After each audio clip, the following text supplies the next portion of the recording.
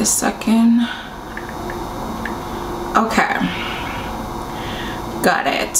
What is this? Oh, okay. Hi guys, welcome back to my channel. Okay, so today I have a very excited I was trying to find another word for exciting, but it didn't work because I feel like I use that word all the time. Okay, this one is for real exciting because this is going to be the first time I'm going to do one of these videos, and I watch them sometimes, especially if the thumbnail kind of has a product that I'm eyeing. So I kind of want to hear if someone's going to be buying it, or if there's just a product that I see and I'm like, oh my god, who is going to buy this? I'm just so curious to hear what people are actually going to buy versus not going to buy. So I wanted to film one because, to be honest, it was one particular item that made me want to do this video, and that is the Natasha Denona new palette. I'm not going to talk about it as the first one, but I just wanted to kind of express my feelings towards that palette so badly. And Trend Mood is probably the best and the worst account on Instagram because for us makeup lovers, because I mean, she gives us all of the stuff that's coming up, and I know she's kind of controversial, but I don't think she means it. And remember, her account was kind of founded on the fact that she wanted to be the first one to break the news of a new release. And to me, any company that kind of doesn't like that, I think is being ungrateful, because if it wasn't for Trend Mood, I think a lot of people would just not be in the loop about makeup releases. And I just think that she's such an essential part of the makeup beauty community in terms of breaking makeup news, that whenever I see a company kind of not liking her for that, it makes me feel like they're being ungrateful. I don't know, you guys can leave your comment down below honestly and let me know how you feel about that, because, you know, once again, I think that she's just the go-to for beauty news, and a lot of other accounts on Instagram has popped up doing exactly what she started. So I don't know, I like her. Anyways, this is not about Trend Mood, but you guys get what I'm saying. She's the person that I go to know what's coming up in the makeup or the beauty world, because I don't follow every single beauty brand on Instagram. Okay, the first one I'm going to talk about is the Kylie Cosmetics, what is it called? Weather Collection. To be honest, guys, I've never purchased anything from Kylie Cosmetics, not because I've never seen anything that I particularly like about her brand, but I just have never taken that leap to actually go ahead and make a purchase. I think that it's very, I don't know, I feel like it goes for the Kylie crowd. I do respect her so much as a brand, as a businesswoman, but I don't know, her collection, her makeup just doesn't grab me to purchase it. And once again, the two eyeshadow palettes, when I saw those, the pictures of those, I actually thought that they were two unique palettes. They do look unique. I love the packaging. I love the colors that she had in the palettes. I thought that there's nothing really, well, one of them looks like the Gothic palette from Kat Von D, but you get what I'm saying. I feel like the colors are just not your everyday neutrals, warm oranges or metallic. Like, they're just different combination of colors, and I actually liked it, but I wouldn't actually purchase it. Furthermore, they're 40 bucks per palette, USD, so that's probably going to be over $50 CAD, and I think there's what, 6 or 8 eyeshadows in each palette, and I just don't think that it's worth it. I just don't think that $40 is a good price for those palettes. I think maybe $30 would have been a better price mark for it. And I watched, I forgot who I watched, maybe Nicole Concilio or maybe both. Her and Shayla talked about the cream eyeshadows, and I thought those looked good as well, but 40 bucks for two, again, I thought that was very expensive for those types of eyeshadows, especially, you know, if you can get them off of Colourpop for what, $7. I thought that that was a little steep, especially for her, I guess, target market as well. And she has a highlighter palette too, which there's nothing about the highlighter palette that grabbed me in any way. Once again, I loved the collection. I thought that it was very cute that she made something for her daughter or inspired by her daughter, but it's just not something that I'm attracted to. I think, you know, knowing how the shadows perform and watching a tutorial on them is just as far as I would go in terms of being interested in her products. But once again, I do respect her as a businesswoman, and I do respect her brand and what she's doing. I do think that she charges a little bit too much for what she's producing, but at the same time, people are buying it, so it can't be that bad. So that is my take on that. But there's so many other things in the collection. I just highlighted the stuff that if I was supposed to buy anything, you know, those were the things that I thought looked cute about it. The next one I want to talk about is NARS. Years ago, when NARS launched their first eyeshadow collection, and you guys know I love NARS foundations. I pretty much buy their foundations every time there's a new launch.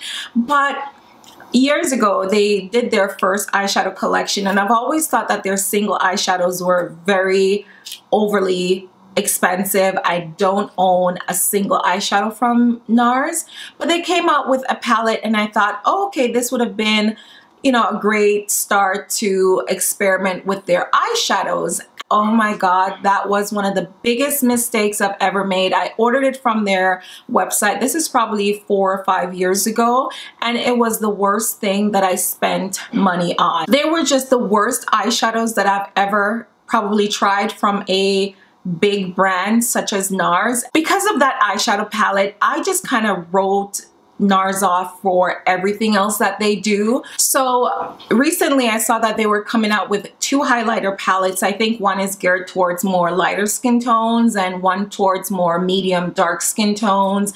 And oh yes, I did like their Gelée blush highlighters that they did. For dual intensity, I think those were called, and I did purchase one of them, which I use as a highlighter. I kind of have my eyes on those highlighter palettes, because actually the darker one, because I don't know, I feel like it's time for me to give NARS another try, and I think the highlighters were good to me, so maybe I should try it out in this formula. Okay, let's back up a bit. They're coming out with 2 types of highlighters. One that's a gelée formula with 3 in each, and they're coming out with 2 of those, and they're also coming out with like highlighter singles, which there's 6 of those colors, and I think those were $38, which to me is expensive. These are USD prices because I don't have the CAD prices.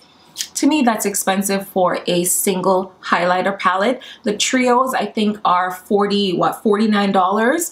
I will spend, probably in CAD, it's gonna be about maybe $59 or maybe 50 something dollars. I think that would be okay price for their formula for the gelée, but not for the powder highlighters. To me, those are a big skip. And they're also coming out with mini lip pigments, I think they're called, which is their like answer to liquid lipsticks. Another no for me. I think that as far as liquid lipsticks go, I think Colourpop do amazing ones. I think Makeup Forever do awesome nudes. And MAC as well do amazing liquid lipsticks. And I think that it's a lot less than what they're charging for their formula.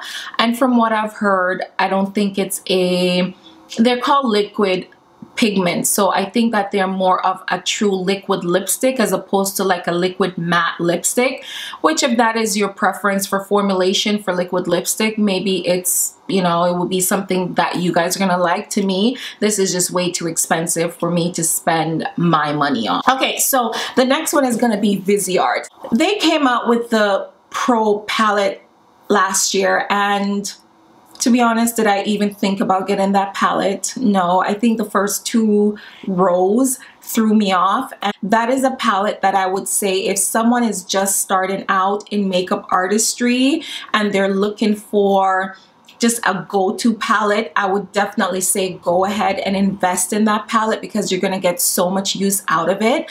And it wasn't easily accessible to me in Canada, so I didn't want to go out of the way to purchase the palette. But the point I'm going to make with Viseart is that they're that brand that it's almost like they haven't really caught on to the everyday makeup person or consumer, and they might have lost out on their professional stand-in with those people that knew them way back then. But they've branched out and do all these other palettes, and it's just like one palette after another, and they've lost their appeal for me. Bottom line, I feel like it's time for them to kind of branch out and go into more face products as opposed to sticking to just mainly eyeshadows, which is what they're known for. Yes, they did do some blushes, but I think that it's time for them to step out into the cream world and do like foundations and other cream-based products. Okay guys, so my next one is the infamous Natasha Denona. As soon as I said Natasha Denona, the word Natasha Denona popped up in my head, but girl, you know she's one of my favorites, and I'm not ready to write her off yet because this palette that she's launching, honestly, I'm just wondering, what the hell were you thinking, Natasha? Like when I heard she's coming out with another palette, ooh, I was so excited. I was like, yes, another one to add to my collection. Not that I'm a collector of her eyeshadows. To be honest, I probably am at this point, but I just love her formula. I love her packaging, and then the outside of the packaging I liked. I was like, yes, you know, something different. She's switching it up, you know. Then I saw the inside and I was so disappointed with this palette. I was like, Natasha, no, like this is not you. Like this palette is just way too safe. It was just, and then it was called the Tropic palette. And I'm like, what Tropic? Where's the Tropic? Because apart from the bottom rows with the blues and the, actually, let me pull this palette up because to be honest, it's pretty to look at. Just like every Natasha Denona palette, it is very, very, very pretty to look at. And when it was launched and I watched her Insta stories and I saw the swatches and I saw it on Trend Mood, I thought to myself, you know, this is something that a lot of people would jump to, especially like people with lighter skin tones, because pretty much the first two rows are crease shades. Like those are the perfect light girl friendly fair skin crease shades. And just with Natasha Denona products, I don't think she has much crease colors. It's kind of lacking, but do not call it a Tropic palette. Call it a everyday neutrals palette. I want to see colors. Like it's a Tropic palette. Like where are the other colors? Where is like a matte green? Like where is so many other colors I could think of? Give us a matte green. Give us a dark, like give us even more orange. Like yeah, it's overrated, but it's the Tropic. Like I want like a nice warm matte color or a nice coppery color for the lid. Like give me something else. Like I want some tropical colors, Natasha. Like what is this? I felt like she was trying to get two types of people, the people that are safe with colors and the people that love colors. But the people that love colors are not going to pay $125, $129 for one row of eyeshadow. And the people that love neutrals, the bottom row is literally going to throw them off. They're going to be like, what am I going to be doing with this green or this blue or this, you know, lavender shade? Like I don't wear colors like that. So guess what? I'm not going to pay $129 for that either, because I'm not going to use all the colors in the palette. So you get what I mean? It's like you can't try to appeal to both people. She should have made them totally different, like everyday neutrals and a true tropical palette with really nice vibrant colors. So that is it for this palette. She is coming out with a mini version of her Sunset palette. That is going to be a mini. It's not going to be even the size of her 5 pans. And I think that is going to be selling for 24 USD and 29 CAD. By the way, the Tropic palette will be 162 CAD. A lot of people were talking about the controversy with the amount of product that you get, and I did watch her Insta story where she explained it. 100% guys, whether you're getting less product per whatever formulation or whatever it is, that doesn't bother me, I'll be honest, because I mean her pans are big in itself and I just don't see myself using all of those eyeshadows even if I use them every single day. So that doesn't really bother me too much. Maybe it will make me happy to see me hit pan on one of her eyeshadows. Let's move on to something apart from eyeshadows. Jouer.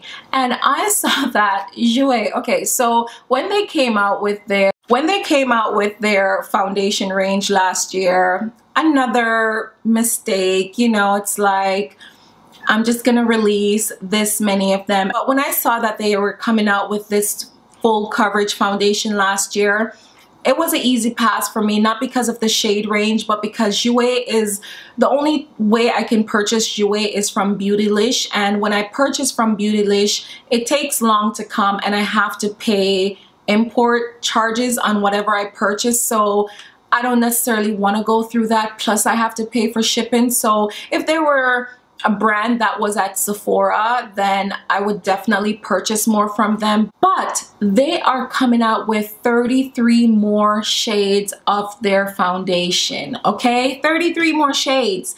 So in total, they're gonna have 50 shades, which means that they had, what, 17 shades before? So they're releasing 33 more shades. All these brands now are trying to acknowledge women of color, and to me it's hilarious because it's like only because people are speaking out about it, but it's almost like you don't want to be caught, you know, colorizing. So now you're gonna be like, okay, I'm gonna make more shades. So Jouer is like, I'm gonna be the best, like I'm gonna come out with 33 more shades and not 50 shades. This is the thing with an extended shade range, guys.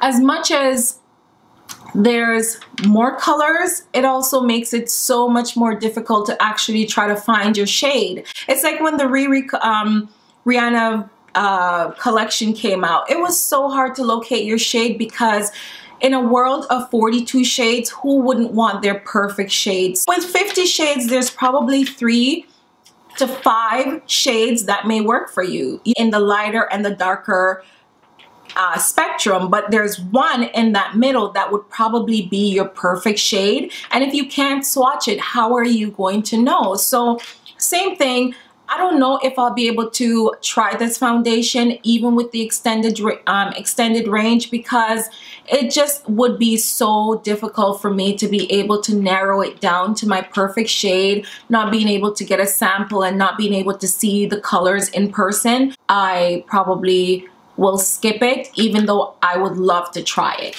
Okay, let's go to this interesting one, because when I heard that Tati was coming out with her own makeup brand, I didn't really give it much thought.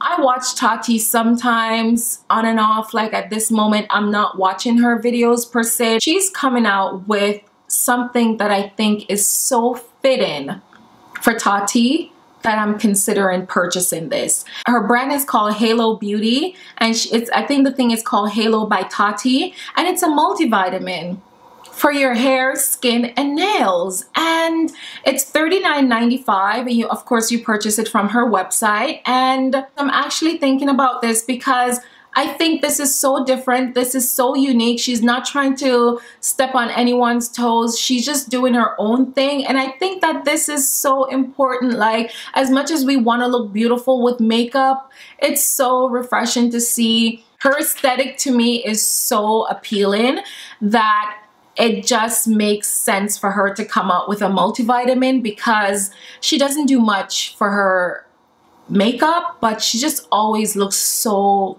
gorgeous. So perfect thing for her to do. I want to glow like Tati because she has such beautiful hair, such beautiful skin. Her nails are always so done. She's just always so put together. And once again, I love that aesthetic about her, or just in general, that I will give that a try.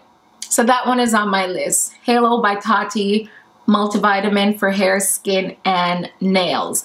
Okay guys, we have a couple more products to go. And I want to talk about Pat McGraw-Hill because when she came out with her Mothership eyeshadow palette, I was so curious to see those, to touch them, to buy them. And they were another expensive brand and I didn't take the leap. But then she's coming out with these smaller ones and I'm thinking about it, but once again, if it doesn't come to Sephora, it's going to be so hard for me to get. She's coming out with a 6-pan with cool tone neutrals, warm neutrals, and one that is like a pinky purpley one. And the only one that I want in that one is, guess what? The pinky purpley one. If I can get my hands on that purpley 6-pan one, that would be my first purchase for Pat McGraw-Hill.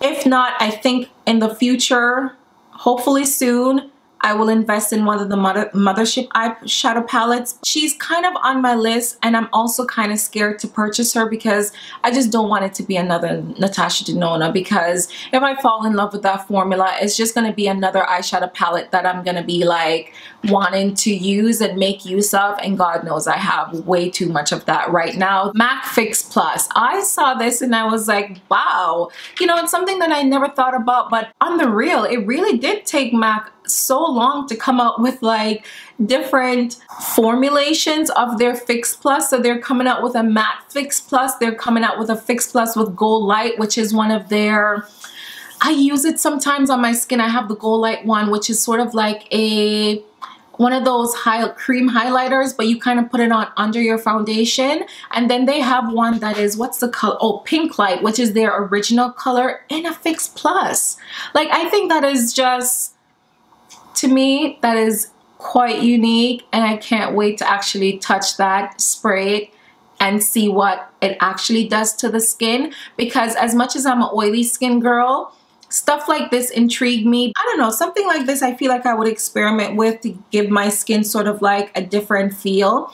I probably wouldn't use it every day, but that Gold Light and that matte is on my list. Not the Pink Light, but definitely the matte and the Gold Light is on my list, and I can't wait to try those out. Last but not least, Ellarie. This is someone, honestly, I'm not familiar with. I've seen her on Instagram, but she's coming out with another collection with Colourpop. I'm a Colourpop girl. I love Colourpop lipsticks. I mean, liquid lipsticks, and their satin lipsticks so much. And her first collection, I think I have a couple things from her first launch with Colourpop. So I'm kind of interested to give that a try because the colors that she had before were so pretty. And I kind of like the names that she chose for them. I think one of them is called, I don't know, something Hennessy or something, but I just thought that that was so cute. I don't know what the inspiration for the other colors were, but I think there's 4 matte shades, a lip liner, a lippy sticks, and 2 lip glosses. So that is on my list, but I'm not in a rush to get it because, once again, Colourpop is in the US, shipping and the transfer of money, sometimes it's worth it for me to just make a bigger purchase as opposed to making like a smaller purchase, because I do get free shipping if I spend $50, I think. So that is all the stuff that is on my list, stuff that I will buy, stuff that I will not buy, stuff that I'm kind of in the middle about. I don't know, let me know what you guys think about any of these products. Is anything on your list that I mentioned, or is anything that I didn't mention today that is on your list? And if you guys agree with my buy list, let me know as well. If not, let me know that as well. And thank you guys so much for watching and for sticking through the end of this video, and I will see you guys in the next one. Don't forget to thumbs up, to like, subscribe, to share, turn your notifications on, and do all of that good stuff, and I'll see you guys in the next one. Charlie!